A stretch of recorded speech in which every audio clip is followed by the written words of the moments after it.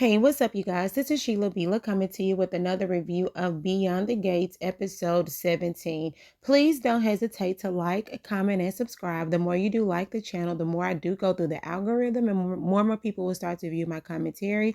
And also, I'm on the road to 7,000 subscribers. So please hit that subscribe button and hit that like button. I'm trying to get 100 likes every episode, and I'm trying to get to 7,000 subscribers. My goal for the entire year is to at least get to 10, but right now we're on the road to 7, and then we'll go from there. So if you are returning, hey, how you doing? Love you. If you're new here, hey, I love you too. Let's go ahead and get into this Beyond the Gates episode 17. So now you have the family, mainly the girls and the daughters and the granddaughters. They are getting together to have brunch, or I think this is brunch with the grands. And while they're having brunch with the grands, they are sitting down and they are talking to Nicole, and they're talking about the event in regards to the award ceremony. So they wanted to see the pictures. While they were sitting down showing the pictures, Kat, who wasn't able to make it, looks at the photos and she's like, hey, this is my dress.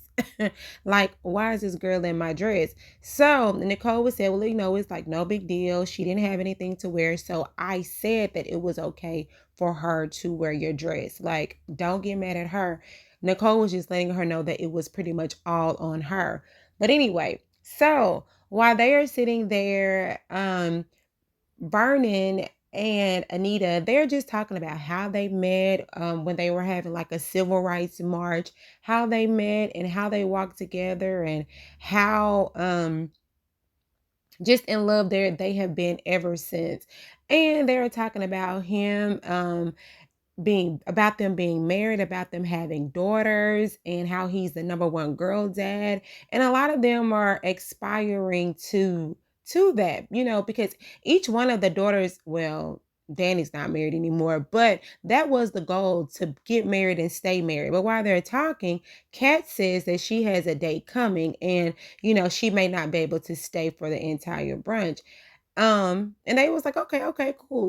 Whenever your date or whatever gets here, then you can go ahead and leave. So now back over with Naomi. Naomi ends up sitting down with three girls that used to work for they worked in Bill Hamilton's law firm up under the direction of Mike. And Mike is like, I guess he's one of the head staff there. And the girls, they were saying how at first when they were around Mike, it was kind of subtle. It was like covert. He would just say little things here and there, and then it became child, then it started to become overtly sexual. He would come to them inappropriately, and they were it came to the point to where some of the girls, I know one of the girls was talking, and she was trying to get out of her, I think it was her probationary period, if I'm not mistaken. It was either she was trying to get a promotion or it was a probationary period. And apparently they had to take these tests in order to pass the probationary period. Mike came to one of the girls and was like, if you don't do X, Y, and Z, if you do X, Y, Z, then you're an automatic shoo-in. But the girl was like, I have a boyfriend, da da da da da. And she said that she thought by saying she had a boyfriend, even though she didn't have one, she was saying, like, I was thinking if I would say I have a boyfriend, then that would back him off. But no, it didn't. And when it was time for her to do the test, she failed it, and they gave it to another one of her counterparts. I wonder if the counterpart did what she was, did something for a little bit of change, if you know what I mean. But anyway, so a lot of the girls, they were just in the same situation. And Naomi's whole thing is like, how did y'all even get together or knew what each other was going through? And then Naomi said, well, let me guess, y'all were in the bathroom crying or whatever, pretty much commiserating. And they said that there were more girls. And Naomi is like, well, do you want me to talk to my dad? Because at this state in our relationship, I don't know if that's going to be plausible, because she's not talking to her dad right now on the fact of what he's doing to her mom. They was like, no, no, no, no, no, ma'am. I don't need you to talk to your girls, to your dad. The girls want Naomi to be the representation. They want her to be the legal counsel in a lawsuit against Mike, because he does work under Bill. And one of the questions was, do we think that Bill knows this is going on? And one of the girls said, well, he's the best man in the wedding, so we don't even know. He may or may not know. He may or may not know. So Naomi's whole thing is like, should I take this case or should I not take this case? Like, this is a big deal. And if they can get the testimonies of these girls and any other girls that have worked with Mike, then this could be like something big in Naomi's career, you know? So yeah, what do y'all think? Do y'all think that she should take this case? Do y'all think that this will, I mean, she already don't like her dad right now. And the girls actually saw that too, because they even mentioned, like, when they were at the wedding, they saw that Naomi took her mom's side. So that's another reason why they was looking at her as a target. Number one, that's your dad. You know your dad. I mean, you don't like him right now because what he's doing to your mom. And they are also looking at the fact that the judge could probably see that and see that this is a real deal. This is a real deal, that even the daughter of the person that runs the law firm is suing her dad. Like, this is a real, real big deal. So Naomi has a lot to think about when it comes to if she wants to take this lawsuit or not. All right. As we were talking about Mike and Bill, Thomas is over there, and they're just talking, and you can tell by the way that Mike's reaction to everything, he is a pervert. He is a perv 101. Like, he's just saying how hot, Bill's wife Haley is, how she's young and hot, and he knows that, they doing the do and all this stuff. And then they bring up the date that Tomas had with Kat, and then Bill is like, let me know how that went. I know you got lucky. Everything was very overtly like sexual. Like, it was always, and every time he brought up something, I was just like, creeper, like, ugh, creeper. And I know Bill sees it, and I know Tomas sees it. Like, they can see who this man is, but the way Bill is, if this man is bringing in clients and bringing in money, then Bill can overlook a lot of this stuff. And this is the thing with Bill, while you're so fixated on making sure your little pretty wife is happy, you need to look and see what's really going on in your law firm, because a storm is a brewing.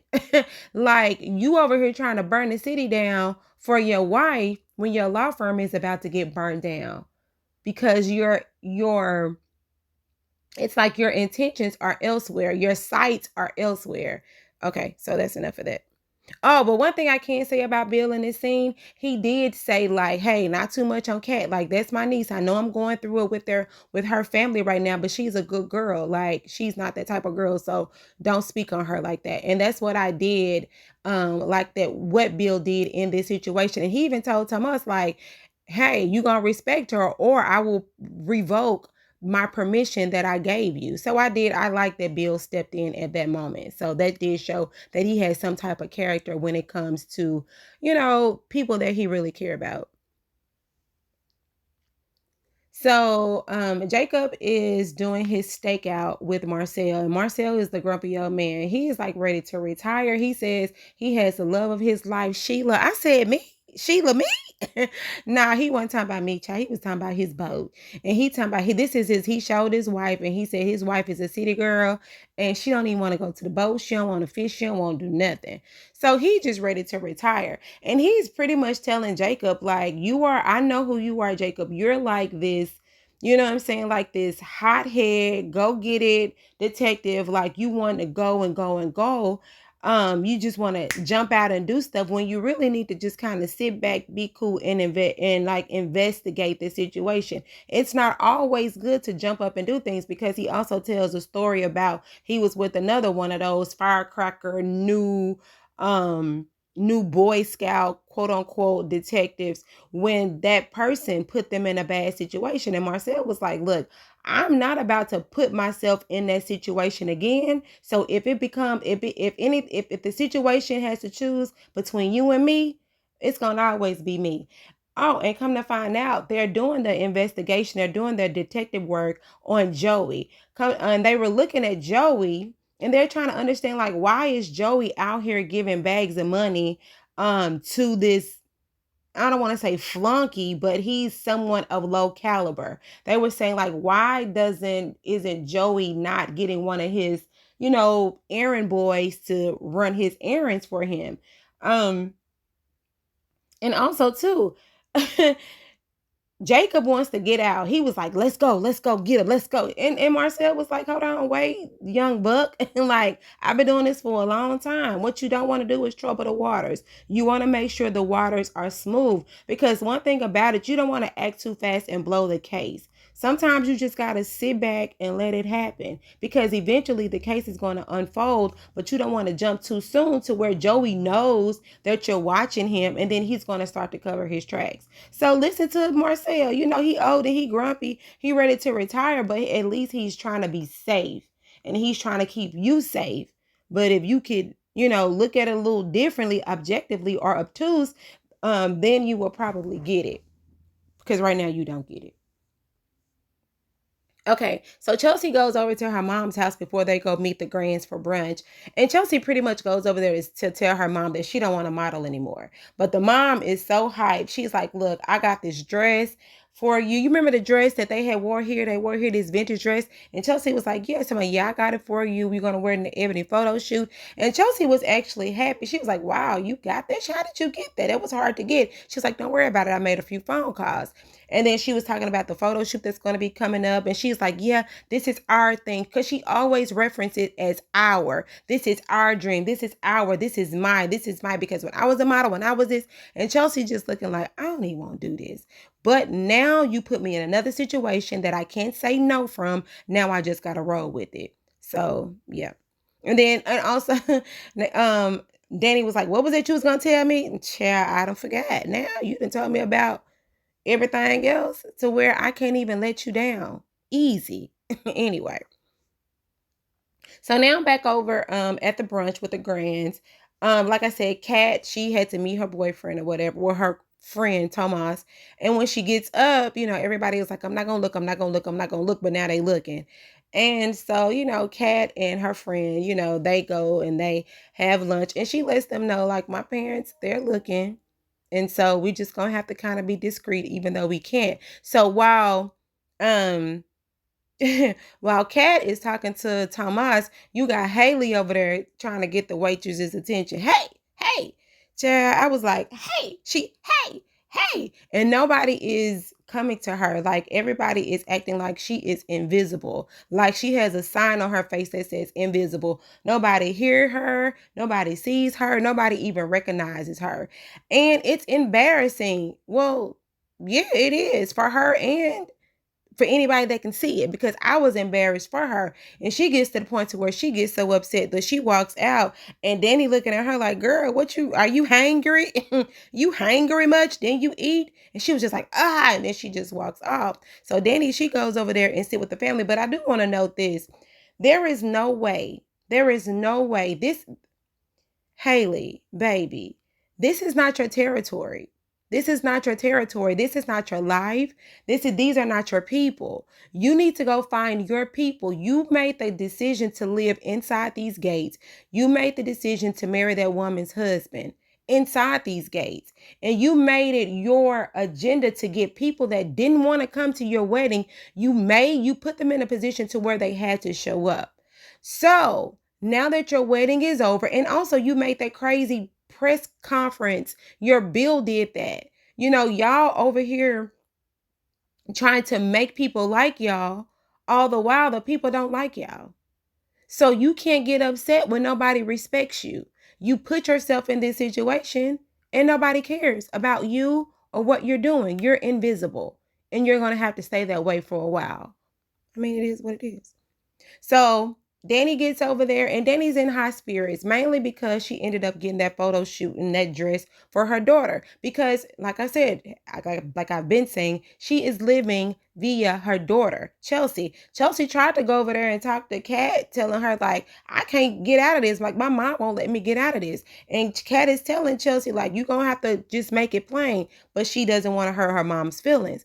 So, they're over there and they're listening to them still tell their stories about, how they met and all their stories and all that stuff, which is fine and dandy. And while they're talking and having a good time, Eva comes over and Eva tells Nicole, like, hey, I need you to sign these documents or whatever. And Nicole said, okay, well, I'll just go ahead and leave. But Eva was like, hold on, wait. I just brought your iPad with you and with me, so you don't have to leave your brunch. You can sit here, you can sign it, and I'll just, send out the email or whatever I'll do. So while they also asked Eva, like, hey, since you're here, why don't you take a seat with us and eat with us? And Eva's just like, oh my God, like, I'm really sitting with the Duprees, like with my grandpapa and my grandmama and my stepmama and my aunties and my cousins. Like, y'all gonna let me sit down? Eva is happy, so she sits down. While she's sitting down, child, Cat look like, hold on, wait. You're not about to be sitting with my family. I already don't like you. You already putting on my clothes. You trying to take my life. I'm sorry, Thomas, but we're going to have to cut this date short because I need to go over here and tell this girl that she need to get out of my seat and go on back to doing whatever temporary work that you're doing. And she goes over there and she does just that. Eva, she don't get out of pocket. She just says, okay, I got work to do anyway. And the work that she's doing is because Eva peep game. Eva says, you trying to kick me out of spaces? I'm going to further infringe infringe into your space. So now she over here hitting on Thomas. Eva, you know what you're doing. You are hitting on that boy. Talking about you I'm hiding hotter. What she say, when you cold, I'm hiding. When you bad, I'm badder. Some child, I don't know, she bad girl Riri, whatever she trying to do. Or whatever. She anyway. So while she's over there talking to Thomas, talking about, yeah, she may need a lawyer and all this other stuff, she little, do batting them little eyes. Cat in the background looking like, I know this girl ain't, like, this is my family she's trying to take over. Now she trying to take my man. Child, she looked like it looked like it might be some taking going on over here. Maybe, Kat, if you kind of chill on her, you won't put her in situations to where she feel like she got to get her lick back. But all the while, Eva, come on, you're doing a little bit too much. But I see you just trying to get back at the girl. I see it. All right, so Haley comes home and she mad. She upset. She just like, look, they act like they didn't see me. I was embarrassed down there trying to have brunch. She was like, "When you down there at Fairmont?" Yeah, I was down there at the country club, but nobody sees me. And then, like she was saying, it's like I'm in a field of Duprees and nobody sees me. And then here comes Bill saying, well, I'm going to make sure they see you. She's like, how you going to do that? Don't worry about it. Did he say burn the city down? He's going to make them see her. Like, he's going to tear this city apart because I'm like, so you're going to get every individual and make them see her? Like, if they don't want to see her, they ain't got to see her. But Bill, it's like she comes, and then she does this a lot. She comes home, she complains about what she's not getting from other people, and it's almost slick, like it's passive aggressive, to where Bill feels like he has to be the man because he put her in this position, which she did put herself, but he's the man. He didn't have to live there. He could have lived somewhere else, but because he didn't want to move, he did put her in a position to where she has to compromise herself to be in a situation a place where she's really not wanted. So, in his defense, he's just like, well, if they don't want you, I'm going to make them want you. But you can't do that. So he says he's going to make it happen. All right. So Nicole is meeting up with Jacob, and Nicole is talking about, she said, well, she had this meeting with these girls and she can't really disclose a lot of information because of, what is it? Client privilege, client attorney client privilege, she can't discuss those things. And he was like, well, you know what, I'm already on the force, I'm a detective, so I already know the 3 girls that you sat down with, they are complaining about what's been going on down at your dad's law firm. They got fired unjustly and all this other stuff. He was like, dang, how you know? Because I work down there. They done filed lawsuits and everything, but nobody is really doing anything about it. So he was asking her, like, what are you going to do? And she was like, I don't know. She says a part of her wants to take the case. And they chose her specifically because she's Bill's daughter and she is a lawyer, but she feels like it's unethical, it's immoral, and she doesn't want to be looked at as it's just get back. She wants this to be taken serious as a real case outside of what's going on with her and her father and her mother. And then they end up talking about Marcel, how was a car ride with Marcel. He was like, Marcel just ready to retire. And he talking about, I'm just a Boy Scout. She said, ain't a Boy Scout a good thing?